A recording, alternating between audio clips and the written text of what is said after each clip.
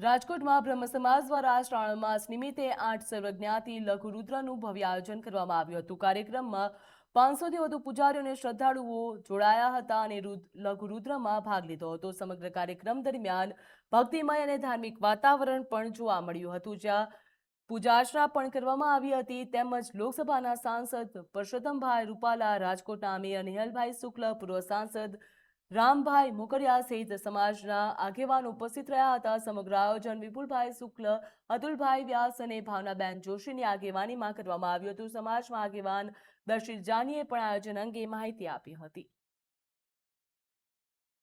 જ્યાં રાજકોટમાં પણ આજે લઘુરુદ્રનું આયોજન કરવામાં આવ્યું હતું, જ્યાં પુરુષોત્તમ રૂપાલા પણ જોડાયા હતા। તેમજ રાજકોટના મેયર નિહાલ શુક્લા પણ ઉપસ્થિત રહ્યા હતા અને લઘુરુદ્રમાં તેમણે ભાગ લીધો હતો। હજારો સંખ્યામાં ભક્તો પણ મંદિર ખાતે દર્શન માટે આવ્યા હતા, જ્યાં અનેક લોકોએ લઘુરુદ્રમાં ભાગ લીધો હતો અને મહાદેવની પૂજા અર્ચના કરી હતી। દર્શિત જાની અવધૂત ઝાલાવાડી બ્રહ્મ સમાજ દ્વારા આજે લઘુરુદ્રનું આયોજન અહીંયા અમૃત ઘાયલ હોલ ખાતે થયેલ। આ અમારું 8મું વર્ષ છે કે જેની અંદર અમે લઘુરુદ્રનું આયોજન કરીએ છીએ।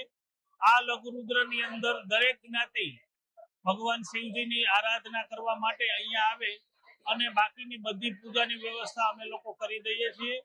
આજના આ શુભ પ્રસંગે અંદાજે 500 થી પણ વધારે પૂજાર્થી બેસી અને આજની આ પૂજાનો લાભ લીધો હતો। એકદમ ધાર્મિક વાતાવરણમાં આજનો આ અમારો કાર્યક્રમ સંપન્ન થયો।